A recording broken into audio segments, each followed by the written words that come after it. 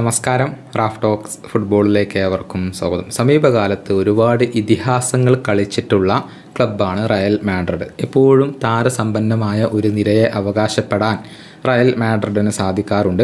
Cristiano Ronaldo ഒരുപാട് കാലം റയലിന് വേണ്ടി കളിക്കുകയും ഒരുപാട് നേട്ടങ്ങൾ സ്വന്തമാക്കുകയും ചെയ്തിട്ടുണ്ട്.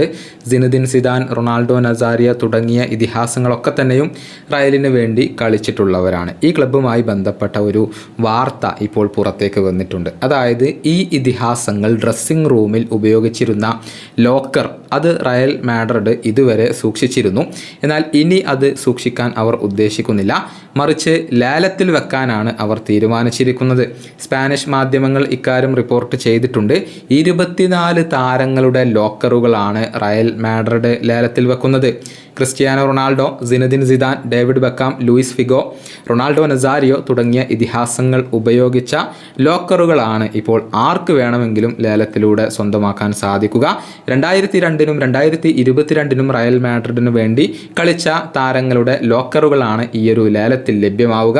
അടിസ്ഥാന വിലയായിക്കൊണ്ട് 10,000 പൗണ്ടാണ് നിശ്ചയിച്ചിരിക്കുന്നത്.